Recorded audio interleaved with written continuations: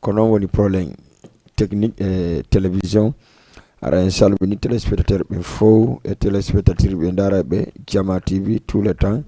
e anda ɓe souvent ara émission laaɓa e poyno woodi e en wawata accude émission on par ce que ko enen Jama no sohli émission on ko ɗo hiroɗenira e men e babira e men hiroɗen kala mo dandawre mala no tagui sattede mum yo Allah no ittoro jam moƴƴere nangaɓe sokaɓe kadi Allah yaltimɓe ro jam moƴƴere nawnuɓe waali ɓen kadi vraiment yo Allah wala ɗo dikkimɓe ɓe continue activité ji maɓɓe ɗi en tout cas kala mo sattede woni e mum yo Allah hoynan ɗum e hoore jam moƴƴere kayran afiya tan hande noon ɗo e présentation on ɗuɗata par ce que hiɗon andi ko émission laaɓa e poyi hay si tawi hande meɗen invité politicien jo e quelque part e étudiant jo wonɗo ɗo e Guinée wonɗo wadde activité Guinée ɓen kadi e hande ɗen invité monsieur Macky noon ko jibinande dongol tuuma ha wiya Tayre donc ɓe ɓe anda ɓen mais Pita woni sous-préfecture o e donc waray dongol tuuma kanko Macky o jeeya mais hoɗo maɓɓe gonnoyne Tayre rangaɓe mo anda wo yo lando ha anda donc numéro téléphone mono falla participe de émission on joɗɗa ka salon ma min torki on no yandi kala noddowo o woɗo téléphone on o woɗo télé on seeɗa sina ɗum siɗa darde télé on face à face a noddi men ɗon télé réponday en famodirta donc wara yetta soɓɓen min jonniɓe ɗum ɗon ay men wattaniɓe ɗum ɗon kadi donc haray min nayi assalamu aleykum Macky aleykum salam wa rahmatullah DJ Bella haray ko adi ko mi weltaniki on invitation on jarama onon équipe mon on ɓe wonde golduɗo ɓen saabu golleji mon ni ko golleji wondude e mana fi findigo yimɓe laggine haray avant tout mi présente to taw woni Mamadou Macky Diallo voilà je suis juriste de formation et doyen au parti modèle Sénégal. D'accord. Voilà, je suis aussi membre actif du FNDC Sénégal dans la commission chargée des organisations. D'accord. Avec une activité de handling et aussi je suis un petit homme d'affaires qui essaie de faire bouger les lignes voilà, à partir de Dakar. D'accord. Vraiment, on weltanama, une invitation, malgré que retardé c'est la kono, je sais pas que fille la Guinée, donc jarani un peu d'info. D'accord. Inch'Allah. Ma première question d'abord, pourquoi Mamadou Macky? Mamadou Macky. Macky, pourquoi? Indé original quoi. Ouais. Voilà, en fait, andi kuti mon enen Fouta Diallo, mo kala jibinande mon intérêt mawɗo mum. Min haray ko sorang mi jogi inde mabɓe nden ɓe inni Alaji Calere. Yo Allah ina ɓe yaafo. Fijini yartela 4 ans. Haray ko Alpha Mamadou Macky Calere ɓe inte non. Alpha jon ko lanɗon. D'accord. Sorang ko Mamadou Macky inete non. Donc kamɓe wonte Alaji Calere kala mo anda. Haray kamɓe woni ben Modi Wuri Calere, Habiboulaye, Oustaz Ibrahima, ainsi de suite. Donc inde anden no wona Macky Sall mintira wala jima Calere mintira. No ander mi weltike parce que sinama Macky la andi Macky Sall ko président mi jorde président hara mi andi ande vraiment mafiante ki ko ɗum mi landi question on pour téléspectateur ɓe daraɓe Jama TV ɓe donc hande Macky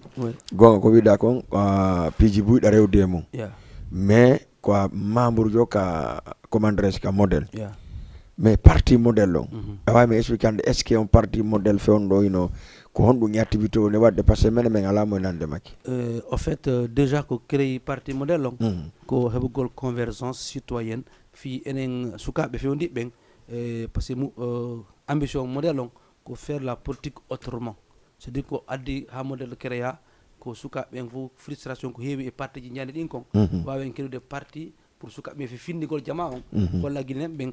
en fof ko e nene goto baba goto e hoore vision joni ɗum ɗon créa mouvement créa après min piiri ha min heeɓi agrément parce que welano min fi laamu ancien o ngun jaɓano joni mo agrément amin on e hoore dow no wowiri noon à partir du ministère de l' intérieur parce que kamɓe ɓe tawno kamɓe RPG si modèle heeɓi agrément pay ɓe renti leader jo amen o mon ami mon frère Aliou Ba mo jogui ko laaɓi pos par ce que goɗɗi goo ko ya wakkilo goɗɗi goo Allah walle moko kanko ko Allah tagimo ko makko Ba kanko Aliou Ba a faami kanko woni pour l'instant président parti modèle on kono parti on ko créera ko fi ressemblugol jeunesse Guinée on taw parce que so daari la Guinée 65% population o fof ko sukaɓe presque donc ɗum ɗon c'est pas négligeable et il faut heɓo neɗɗo goto wawɗo findinde jama on e hoore ɗum ɗon harna hoore leƴƴi harna hoore diina harna hoore hunde c'est à dire ko ɗum créé parti modèle on eɗo renti le guila parti on créa il y a même pas 3 ans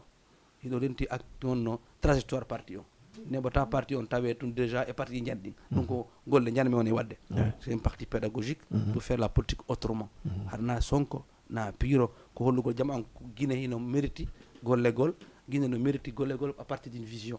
à partir d'une ambition taw ko non pour son parti c'est une ambition collective pour une guine nouvelle. Mais attends, mais Maki, mais maintenant modèle ko créera ko déstabilise gol par exemple IFDG. Mais est-ce que non andi ko émission là bay pe wonde mais ko comme nani ka ya sikon go ma dande ka émission do parce que be ni modèle bon ko créer gol yetta jeune be influencer be fop jogito donc Aliou Ba ko paykun imo andi buray do seeda taw si tawi o no gasa o hendo lamu Guinée no gasa donc anda ko Allah wata mais en kanko immagol mako créa modèle on ko déstabilise gol vraiment leader de peuple lo woni ela selludal est ce que dawa me yewde dum don ko hono wat woniri. Ok, andi hunde den bala hila ziza on tigi il faut d'abord connaître sa trajectoire. Aliou Ba il n'est pas novice en politique, c'est-à-dire kanko Aliou Ba o méditaw des partis politiques o médit bokkugol bloc libéral waya wonno ton président bloc libéral docteur Fayami Limolo be yahi hay SAI Fayami Limolo watti wadde ko Guinée me watta kon ya bimbi ka palais kikide ka couloirji donc Aliou Ba inni mo carrément dum don yarata e conviction amen on fami joni kanko si tawi ko yawgol yewta ndo hande jango wala dum da kanko mo mari ambition mo valable trajectoire o acciti ka parti ton parce que yawno ko élection présidentielle c'est ça si vous vous rappelez en 2015 Aliou Ba était le directeur de campagne du bloc libéral bay 8 ans il y a eu des tractations be inni yo yaw IFDG wobe inni yo tawtu RPG s'il se souvient quand moi je l'ai appelé je l'ai écrit un message inni moi je te connais la anduma moƴƴa avant a fuɗɗa de politique on a vécu ensemble dans le même quartier à Lambanji on a étudié ensemble ta jokku hay goto créé parti ma tu as la tête pour ça, tu es formé pour ça. Ça crée un mouvement ma il me jokkay parce que jimmen ko fala ko laabi ko donc il a réfléchi, il a été intelligent et aussi un accay enen sukabe en goddo ko paykum il a 18 ans so et 18 ans il est majeur. D'accord. Moko ba mo 35 ans mo 40 ans wana paykum ko enen Guinée jabi dum ko paykum d'accord parce que président Malick Sékou Touré bi tilamum à l'âge de 35 ans donc hari wana payku lamata ko pays vous comprenez moko duubi di non wonde sen sikki ko duubi dum ton goddo wana duubi ton goddo ko jikko on ton tama et aussi ko yimbe woni wolde ko hara je suis désolé c'est ay kalamardo conscience de doit famude un parti politique ne peut pas être créé pour concurrencer un parti d'opposition wata wonde awata créer des partis politiques opposant jo ta ambition ma ko won ko concurrent opposant jo objectif parti politique faut ko honno non na concurrent ko déstabiliser gon manon ko voilà pourquoi voilà pour quelle fin déstabiliser amolama ki fi honno pour quelle fin pour obtenir quoi honno hebata edu parti politique si créama ko ambition goto mari mission goto c'est la conquête légitime du pouvoir ko dum créer parti politique par les méthodes légales et républicaines ko dum parti modèle on créera wona contre Aladji Sellou wona contre IFDG min IFDG j'ai des amis là-bas j'ai des parents là-bas c'est la famille de IFDG hande c'est pas parce que les gens sont là j'ai des relations directes jusqu'au bureau exécutif mais mi haali ton taw parce que ambition on buri dum donc way mi dandi passé wono donc c'est pas la peine que les wala dumaji go donc kala wi do Aliou Ba ko déstabilise gol Aladji Sellou mais que les gens arrêtent et puis wata jama ƴettu Aladji Sellou wada be mythe wala wada be honno comme une divinité politique wala religion je suis désolé vous comprenez mais parti modèle on ko ambition jogui laamoto o laamata ko dum il faut qu'il y ait des élections parce que wobbe no sikkude ko nebugol e parti laamoto non on a vu ça au Sénégal APR ko créé ko en 2008 Macky Sall 2009 Macky Sall il est le président en 2012 il y avait le PS ici il y avait les anciens partis En Marche en France ko créé un an avant les élections Macron lami que France à quel âge à 38 ans hande so ndari ko yeynane ko dialogue Aliou Ba qu'est-ce qu'il a expliqué autorité on accu wadugol arrangement jonna go lamo go yibe accu élection organisée de façon transparente jama on suwano hoore mum lamoto be Guinée ben de façon légitime kono non il y a aucune nuance il y a aucun problème aussi entre l'IFDG et le modèle ça je vous le garantis non mais gars jama on déjà le modèle et l'IFDG sont des partis libéraux et beaucoup vision beaucoup famille vous comprenez on est tous des libéraux on a des socialistes on a des communistes hay ko élection présidentielle feƴƴinoro ɗo ko Eladji Sellu présentino buy huruno wigol donner les consignes de vote Aliou Ba il a le courage de dire si tawi on votoyay minen min bokka ko élection ton kono so tawi min tan ɓe votoyay ɓe vote utile awa si wawi ɓe andi politique vote utile wata on votan parti au pouvoir o donc le parti adverse c'était Cellou Dalein Diallo Cellou Dalein Diallo nous a accompagnés mais mairie organisé de marche Conakry heɓugol agrément Cellou était dans la rue donc pourquoi mais on a contre Cellou Dalein Cellou Dalein n'est pas au pouvoir on sait jamais no gasa ñande go on s'est appelé à travailler avec une coalition avec Cellou Dalein voilà c'est ça le question ko question me fa noir voilà. Est-ce que on hande par exemple ko si tawi wano modèle et tout ça etc est-ce que Cellou noddi on en coalition si tawi hakkille mo ne jetti don way arde en coalition donc avant qu'il y ait coalition il faut qu'il y ait des élections coalition ala avant élection si élection yahama no si tawi innama joni si innama joni yo élection no si innama joni avant élection par exemple hara en jetta leader jo goto waɗen est ce que modèle upset tay jonnugol e yimɓe makko ɓen on leader jo wona ɗo waɗede avant une coalition parce que ambition modèle gonɗum c'est de participer à toutes les consultations électorales en Guinée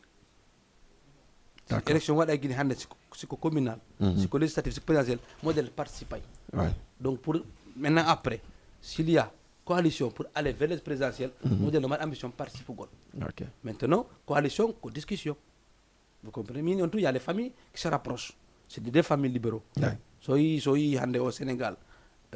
Macky Sall essaye de rassembler la famille libérale avec tout ce qui s'est passé avec le PDS c'est parce que ɓe bokki wori ko ɓe kafi andi seɗa kafi e goɗɗo nene ko wuli wo donc sa ñande go yitiday mais non avant qu'il y ait coalition il y a les conditions pour ça il faut qu'il y ait des élections d'abord parce que min ala parti amen o i maki fi gollal ngol taw goɗɗo on travaille pour nous minen ko min sokoli ko onon sukaɓe enen jeunesse Guinée on hollugol en que sen jogodiri sen heɓi vision sen hawjali no gasa ka changer la Guinée parce que ko mission men wona goɗɗo go ata changer la Guinée et Aliou Ba il est là pour ça et aussi wona paykuga ko makko ba Aliou Ba duuɓi jelo mata Aliou Ba il a mon âge il a 37-40 ans non Aliou Ba ko payku dites pas ça non c'est un petit dites pas ça l'ami do ɓeya on komo 37 ans même si j'ai non attends ko ɓe ɓuuri ñaɗude aysi comme on guiri comme 37 ans mais Aliou Ba est petit d'abord non bon selon toi voilà non selon moi parce que par rapport et puis par rapport au qui était président de la Guinée parce que ndari en tawi ndar pay koy won koy lam e Guinée ɓen fof c'est-à-dire ko négatif ɗo waɗi par exemple no Doumbouya ine ka ari ɗo c'est un petit sikkuɗen bon imo gayna goɗɗum mais enfin tikurake Doumbouya est petit non petit mais c'est petit l'âge de 40 ans et quelques ono jettirɗa ouais encore duuɓi ɗi ƴettuɗa ouais parce que et puis non andi sim jeddi duuɓi ɗi parce que gandal ngal no woni yadde duuɓi ɗi gati ok c'est famille hande makko janguɗa ko janguɗa a jangata ɓuuri gandal ma ngal ka c'est clair donc ko mais na si duuɓi ma ɗi no permettre ma piiji goo a taway kadi yangikin tun e gandal ngal si hawti a taway vraiment c'est quelque chose je peux te répondre ouais depuis 1958 en 2022 on a eu combien de présidents c'est pas 5 6 on a eu Sékou Touré ouais. Il était jeune on a eu Conté il était jeune ouais. On a eu Alpha Condé il était vieux ouais. On a eu Dadis il était jeune wadi bilan est-ce que parce que Alpha Condé était vieux il est meilleur que Sékou Touré est-ce qu'il est meilleur que Lansana Conté c'est pas le critère l'âge n'est pas un critère duuɓi ɗi waɗali makko ba ko jikkuma on e golle ma ɗe wattama makko ba kuuɗe ma moƴƴe e trajectoire ma wattama makko ba si ɗa yiɗa andira guere sa finama waɗa e guere si ɗa andira boɗo jikku sa finama waɗa e boɗo jikku si ɗa andira needi sa finama ko needi gollirta même le prophète il a été prophète à 40 ans arrêtez ça ko jeunesse wawi gollude hay rasulullahi ko 40 ans ɓe joniraɗo mon nelaɗo on peut Allah no wano accudaɓe 70 ans walla ɓe ɓernaɓe duuɓi ɗi hara ɓe mayata wori prophète ɓe ɗuma ɓe moyde ɗum ɗon ko jeunesse mari doole mari engagement avec une bonne formation maintenant parce que neɗɗo on ko nemo yewta anday simo mari qualité parce que somi fankiɗo andare ranɗo e dandiri anda ko ɗo mimiji anda qualité ko se yewti inna si oɗo no andi ko fewndi walla anda ko fewndi mais wona figol mawɓe ɓen mimi inaari je mawɗo écarté je ne suis pas d'accord je suis républicain et démocrate ko peuple on suɓoto si élection waɗama mais taw yiw goɗɗo no mari 30 ans 40 ans innon ko paykum ko yitko ko 17 ans en droit tu as 18 ans tu es majeur hande ɓiɗɗo mama 18 ans si bonni a nangatake kanko nangoyte vous comprenez je ko noon yarata accite duuɓi ɗin no woodi woɗo mawɗo hara o gaynata pay ko adda gayna ɓuuri ko moɗon gaynata ko y a des exemples partout miɗa sigo laami ke France à 38 ans mais ɓe manquerata mawɓe janggoɓe ka mais France et Afrique c'est pas la même chose quand même. pour fiyo non c'est pas la même chose na goto parce que regarde à France par exemple c'est de na goto là wonde 2 ans 5 ans 4 ans et après 5 ans année ɓe waɗa élection présidentielle ɓe watta 2 ans 10 ans presque en gayniri mais Afrique nano non mais ko enen imoto enen africain mais imoto fiyo no waɗo ko honno immorten enen en ɗemo jaɓi jembugol adunallan fof ha eɗotti jembugol portoɓe ɓen ɓe won démocratie moɓe mari ɗon démocratie va avec ses principes si ɗen fata démocratie ko démocratie watte démocratie ko créa à part depuis Abraham Lincoln ko ɓe kei démocratie Thomas Jefferson ko ɓe wi la démocratie c'est le pouvoir du peuple par le peuple et pour le peuple ko enen jeeyi laamu ngu enen peuple on laamu ɓen en halfiɓe e hoore en haaldi du c'est la base légale d'une constitution des lois si haaldama président ko 2 mandats waɗata so ɓurtini ko enen immoto pourquoi on a créé le FNDC c'était pas contre Alpha Condé sa personne Alpha Condé laami que 2010 ha 2018 goɗɗo sonkanimo c'est parce qu'il a dit yi o waɗay 3e mandat e immike n'est-ce pas c'est un combat noble an aɗa heɗa bokki FNDC hilam bokki goɗɗo yoɓalima goɗɗo yoɓade lan mais par ce que en daari en tawi ko fokkiɗo moƴƴa ko yimmo daroɗen démocratie no ha bobo penu ko danke aynite ha janɗa ha wawa yahande hoore mum ha anda ko fondi ko ɗum woni jimɓe e yahi ha acciten par ce que on a constaté que enen yimɓe men ɓen no yiɗi laamu ha ɓurti comment lamɓe men no yiɗi laamu par ce que ere neɗɗo jangguɗo parce que moi je suis déçu de nos élites carrément moi je suis déçu mimi ko wonno payi ko wonno collège parce que mi yahino dongol mi janggoya 2000 Pita Conakry har si ɓe nani ɓina maître Abdoulaye Wade les Ouattara je voyais dans les livres mino ko ɓeeɗo si laami ke Afrique donc ça va changer c'est des démocrates c'est des diplômés chevronnés mais ɓayɓe laami ke Afrique qu'est-ce qui se passe ils sont comme les autres mais attention Abdoulaye Wade il a changé le Sénégal démocratique il a changé le Sénégal voilà, en termes économiques mais quand on crée 3e mandat il était le mieux placé pour arrêter ça laami ke pays à 74 ans ha heɓi 82 ans en principe a wi ko 2 mandat woni ko constitution ko a windi constitution a woli kadi a woli a wi après a hajaka an on mawɗon est ce que ɗum c'est responsable regardez le cas de Ouattara c'est pas parce que président ari golli waɗi bilan économique qu'il est tout permis ko waɗa ko fa lawo non république wona jawdi ma na jawdi mawɗo ma c'est pas ton bien c'est pour le peuple sa laami ke pays constitution woni hoore pays on la constitution c'est la loi suprême dans une république si constitution wi ko 2 mandats mais t'as pas c'est quoi mon président conscient t'as pas le droit de modifier la constitution parce qu'il y a tampina jama o goɗɗo a wata idde laamu ngu waɗa hoore ma sa personnalité laamu ngu a gollay ha ka fen bonay regarde le cas de la Libye homo kelluno ɓuuri Kadhafi pour peuple makko on il était bien mais ko yewnaɓe assimili pouvoir on e neɗɗo on ha tawi yeyi ɓe falama liberté hono ɓe sakkitori mais non attention mais fen ɗo noon Libye de problème mais hono ɓe sakkitori na bonnugol pays on parce que ɓe waɗano base doit ɗi waɗeji ɗi ɓe wanno des base ɓe waɗa ɓe waɗa hayso ɓe créé hayso ko royaume awa hara sur les bases juridiques légales c'est à dire si Kadhafi immike aka ɓiɗɗo makko o laamoto hara ko royaume walla ɓe créé a démocratie ɓeyna Kadhafi laamoto hayso ko 4 mandat awa bono so o gayni goɗɗo go laamoto mais ɓe waɗani hay fos ok mais ɗo Macky min yahi problème que je pose fewno ɗo ni lagine ko gouvernement wonɗo ton on e lanɗo on ton on ko illégal mais en yii fewno ɗo koɓe sattede koɓe jogori Guinée kon est ce que ko honɗum yiwɗa yo par rapport au CNRD koɓe woni e wadde fewno ɗo kamen kon bon le CNRD est arrivé au pouvoir par un coup d'état ça c'est un consensus pour tout le monde mais ta yimɓe yeggitu kaɓe itti laamu ngun ɗon ko en fof ka immino hinni Alpha Condé ko raɗe donc il fallait arbitrer waɗa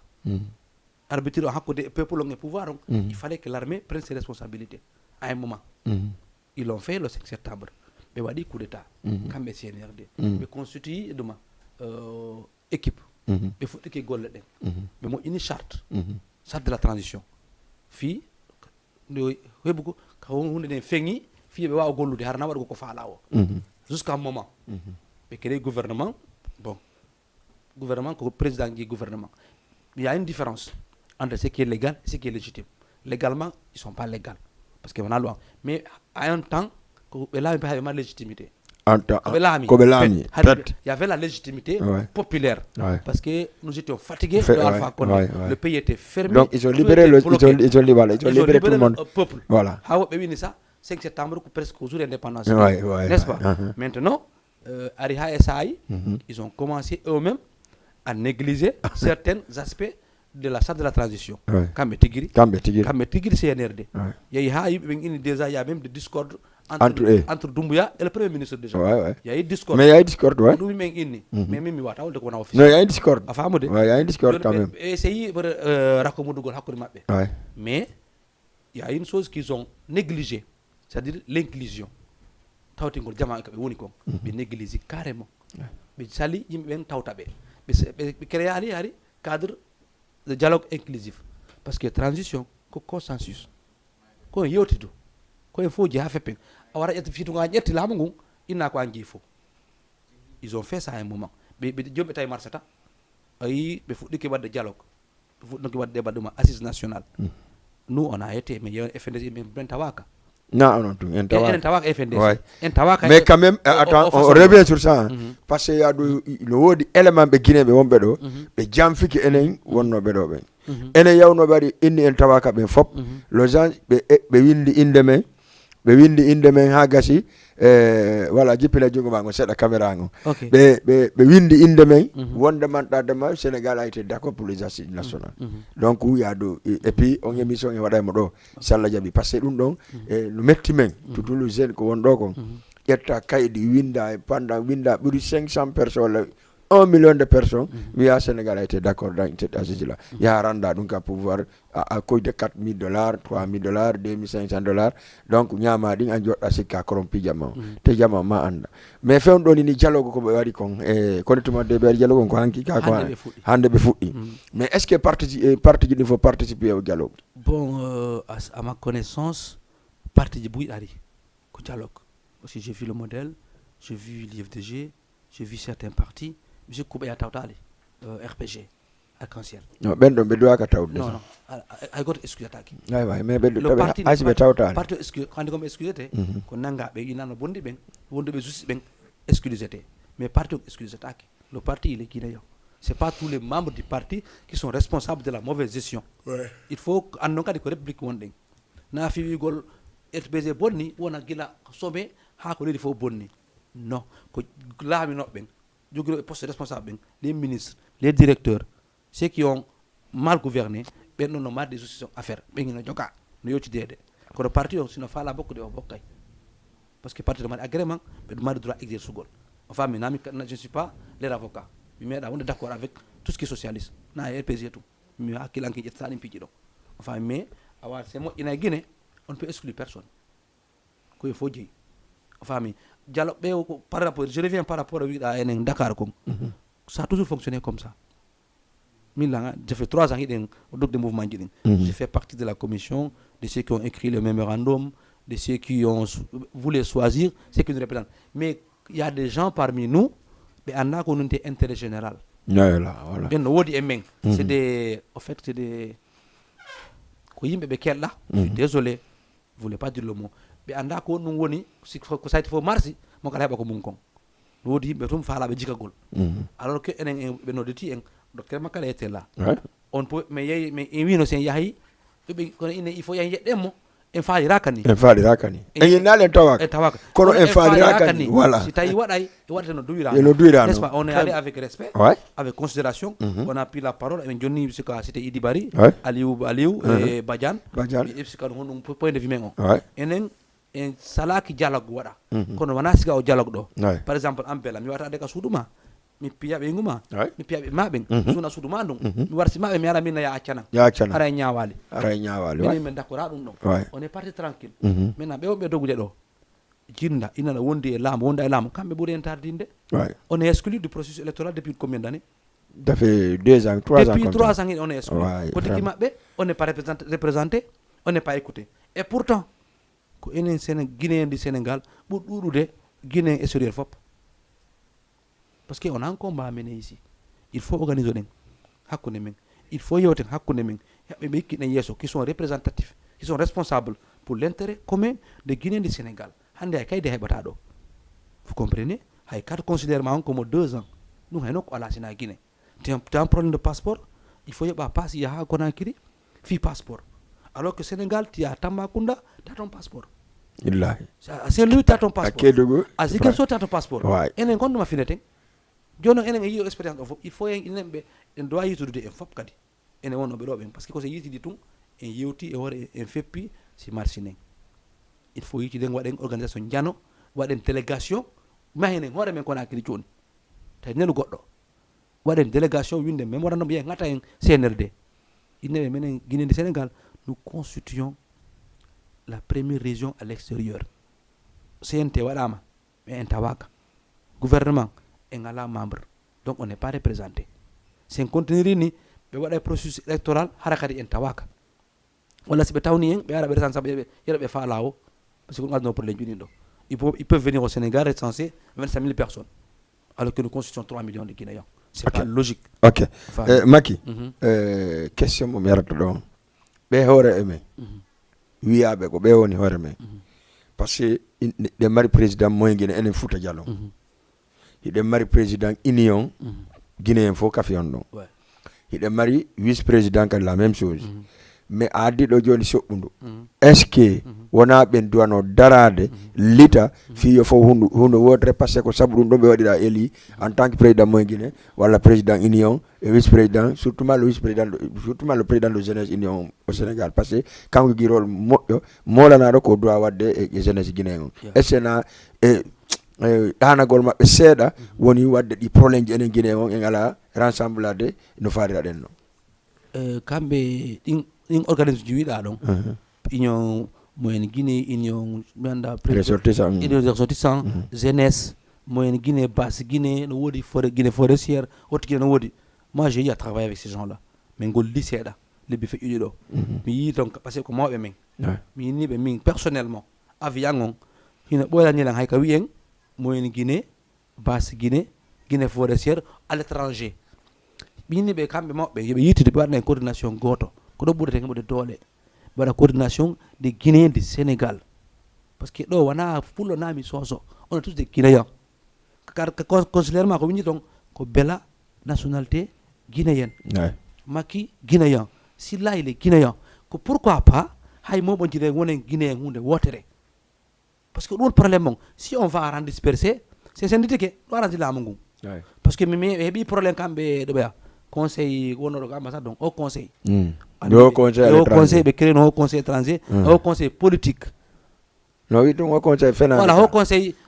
andi ko fenade awa tu vois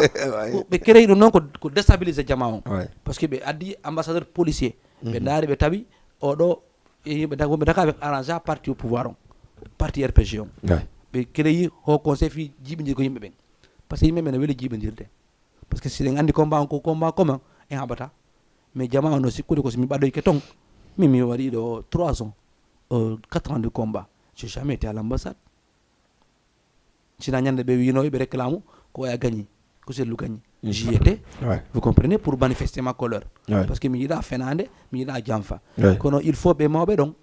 ɓe yitida ɓe créana en bureau mu goto wonɗo guinéen du Sénégal après maintenant ɓe jonta en sénétion enen kamɓe maɓɓe ɓe jonta en parce que enen sénétion e wawi regguide hakkude men on a créé les fins de ce Sénégal ici on a regroupé tout le monde on a fait des résultats tout le monde nous respecte vous comprenez ɓe wawi jontude en ka sénétion enen kamɓe maɓɓe ɓe wona hunde wottere ala ɓe accita o mawɓe il faut holle ɓe deganano Sénégal fonctionnirta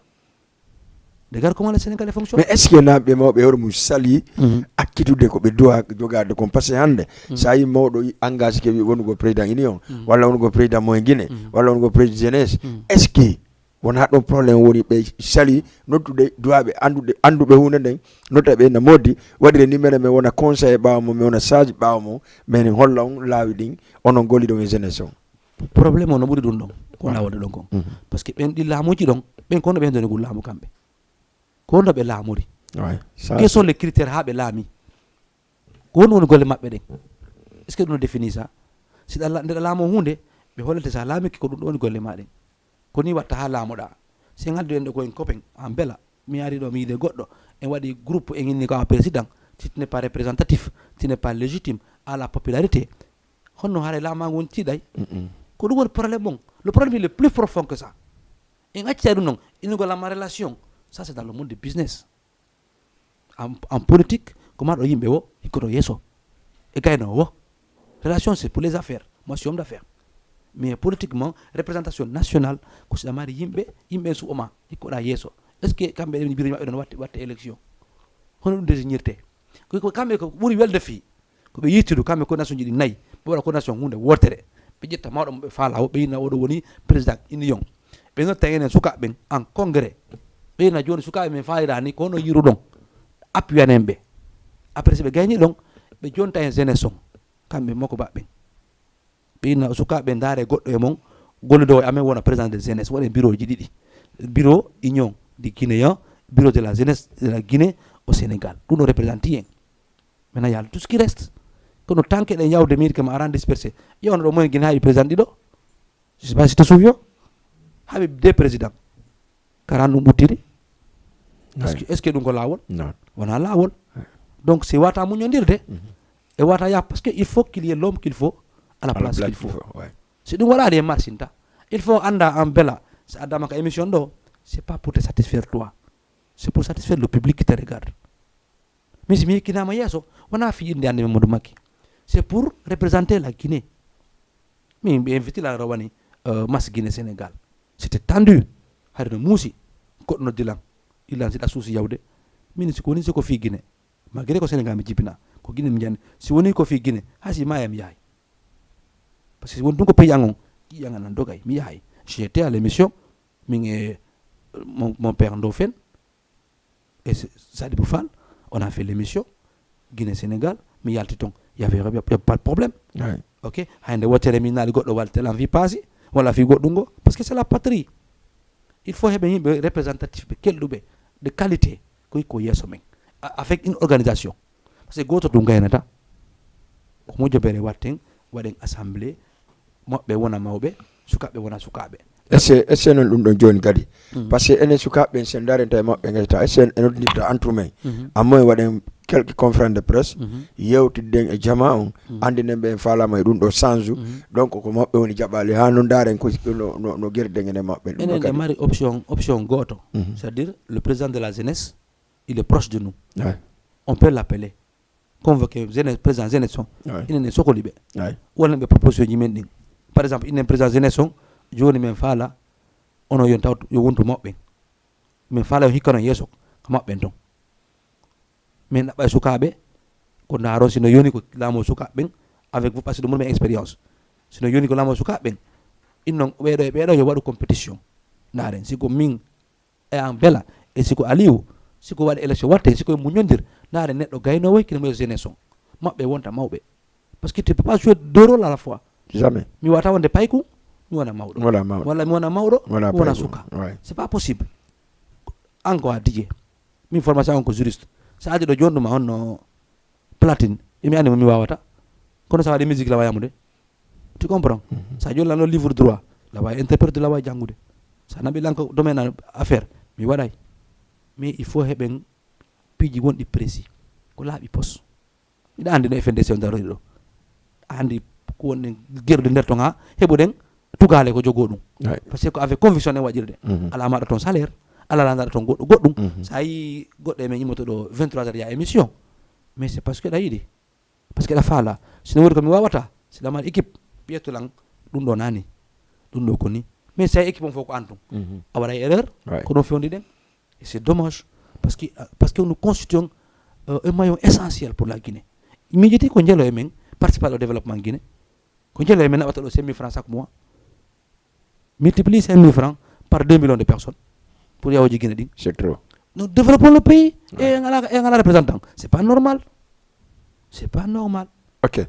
mi ara ka dernier atara ɓay ko woɗɗi waɗɗa mi accitama law mais o affaire FNDC min nantino FNDC on ɗo woni no politique c'est à dire joni jama ngaji mo ala FNDG en tant que membre FNDG way me yewde ko honno fewn don bureau FNDG woniri FNDC Sénégal on je vais te confirmer FNDC Sénégal à part la coordination nationale hay ben donc be wora organisé yembe ben yawti golden ko nga mais on a fait des résultats probants à Dakar. Mais est-ce que à Johnny bureau on existe voilà non bureau on il y a même pas 2 jours on a tenu une réunion virtuelle jamam évolue non réunion jolanda ki fotten ka plateforme ne wa de réunion yawten on devait déjà faire une manifestation ici le 2 quoi, c'était une proposition mais on dit en droit c'est l'accessoire sur la principale bay tun qu'on a écrit berejeti marson ton dañ wata hikade yeso mabbe parce que ko FNDC foko bit goto ko to woni source ga c'est des ramifications vous comprenez mais ini joni à partir de Dakar je voulais pas nami do wada information comme ça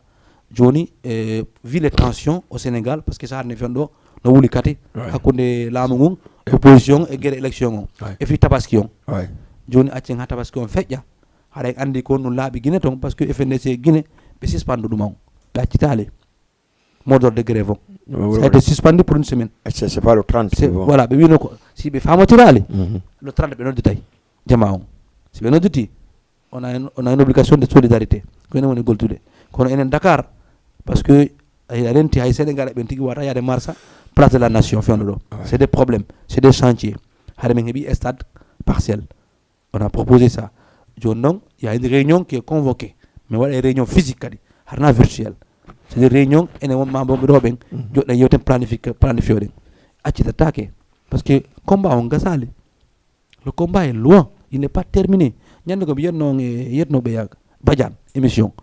tabe siko gasi parce que il n'est pas dit que est-ce que Doumbouya en waday ko hadda ko est-ce que Doumbouya en ala laawi go donc fi non no yo accu il faut wara daribe il faut won arbitre si be landir la nyande ko min FNDC Sénégal hay poste em sokola parce que c'est tay info en fala malamu go ara on est manipulable il faut be wona ka sera ko arbitre wona équilibre hara dérive wadali kono groupe bureau FNDC Sénégal on no gollude chaque jour on se rencontre chaque jour on tient des réunions dans les plateformes on discute ça je vous le garantis et c'est pas facile ida andi d'accord voilà Maki on a invité on hande no Daniel do quelques 5 minutes mais libérément bay ko hado e Kermassar on da hodde arten fi kamen OK dongol tuma ouais parce que ide marno bureau dongol tuma mo ya ari ko sinde lo ni président jeunesse dongol tuma do e Sénégal onon wonnobe membre ben tigi dongol tuma la fonction e ngala organiser goddo ni rien dongol tuma daniki pourquoi ASIVDT fa la vide dongol tuma bon ASIVDT moi j'étais pas membre du bureau hari ko mi délégué de district il y avait les membres du bureau et le délégué de district pour le tournoi de football koko final on gasi ASIVDT activité de final on a été champion ko tere jetno coupon là je me félicite mais ça ndari ASIVDT mengo gila law ko ni fonctionnirta malheureusement mimi wadi ASIVDT pita j'étais au collège j'étais membre mais assisté à ASIVDT Sénégal mais gila law enen ko si hebi tum programme ballon fonctionner hasi ballon gasi en accitirini dum do ko problème jano parce que suka mi yede balé quand même dongol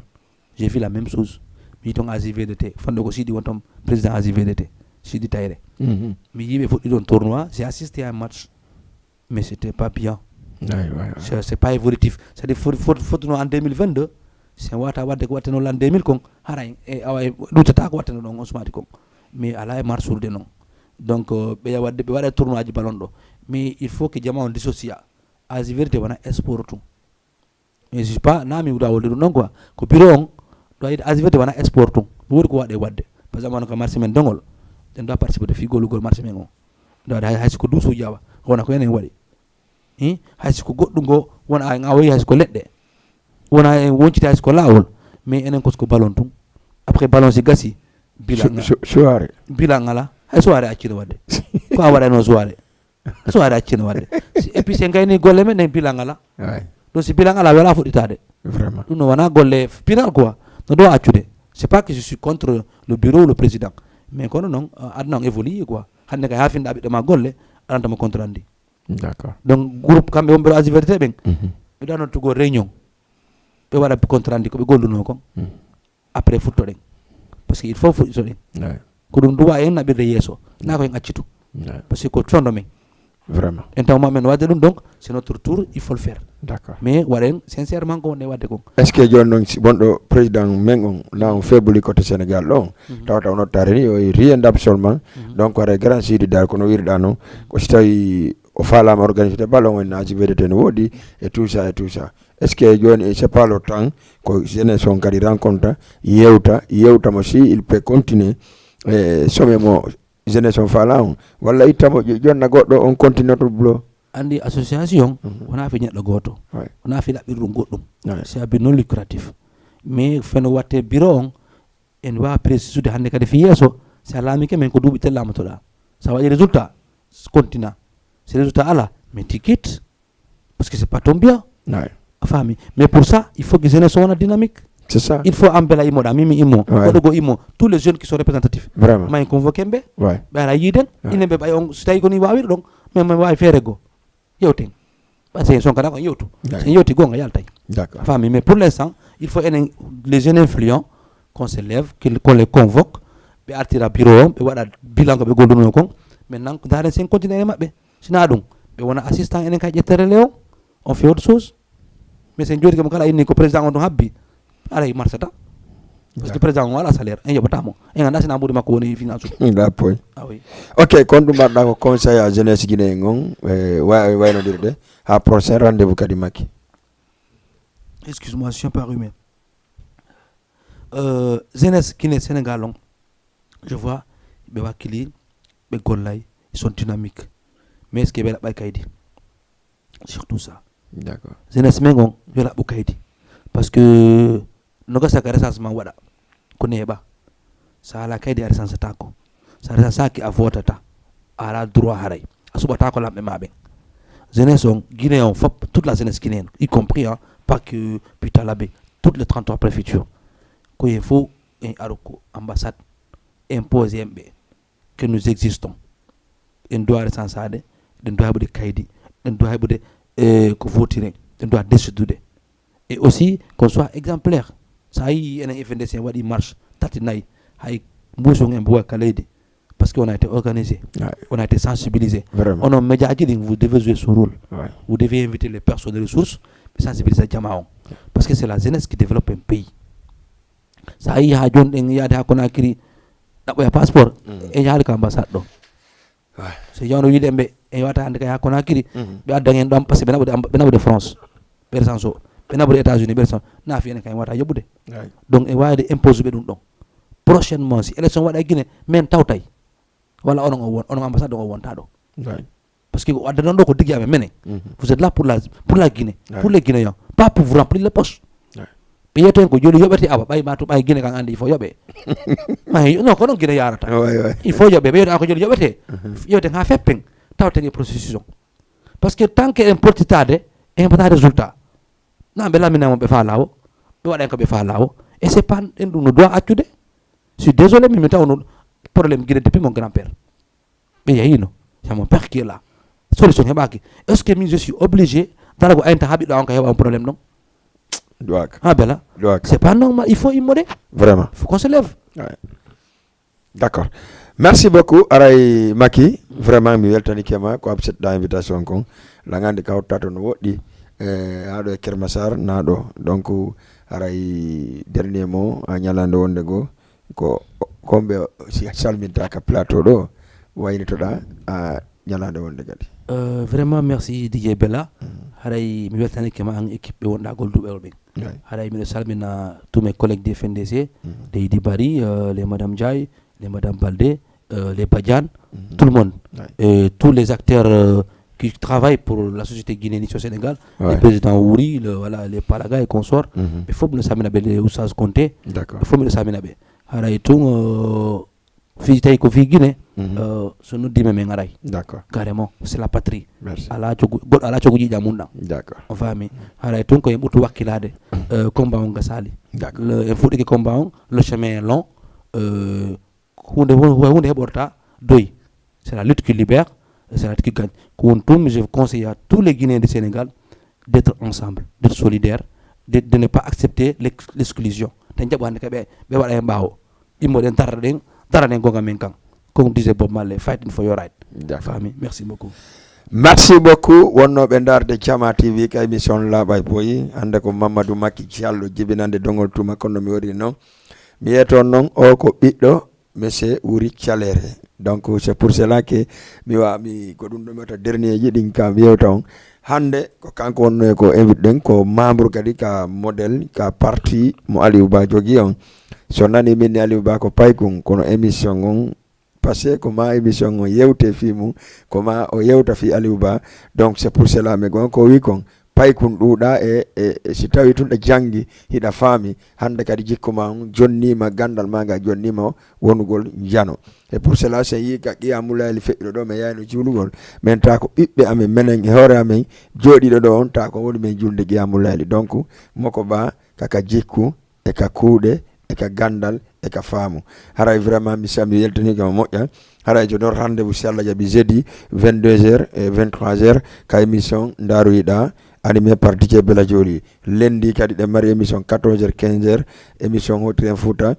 e lundi kay la même jour hayɗe mari laaɓay poyi si Allah jaaɓi ɓe ganduɗa on invité jon kadi si Allah jaaɓi yi on affiche ɗin hara min salmini jamma on fop minen joni rendez-vous si Allah jaaɓi le 3 décembre ɗum ko anniversaire DJ Bella Joli non au teddungal toute la communauté guinéenne téléspectateur ɓe Jama TV ɓen le 3 décembre si Allah jaaɓi en hawta e nokku gotu ñaamen gatore anniversaire DJ Bella Joli on si feƴƴi ɗon ɗon andi alliance de la sous-région en salminiɓe goto be inde mum e yetture mum ha hewta président Malal Bari Bantingel ha hewta Sérédio Diallo Binta Diawne et tout le monde en salmini ɗum accali hay goto séréji ɗi fof en acca hay goto haray ɗe joni ɓe rendez-vous ñande julde e bimbi julde ka maison de la culture Douta Seck onon e Mariama Kankala ɓe e Boubacar Horeya e artiste ɓe kadi wonɓe ɗo e Sénégal ɓen merci on se dit ciao merci beaucoup a Wuri Guiɗo Jama ka réalisation ka caméra fof kanko vraiment Wuri bravo parce que ka caméra ko kanko ka régime ka kanko ka son ka kanko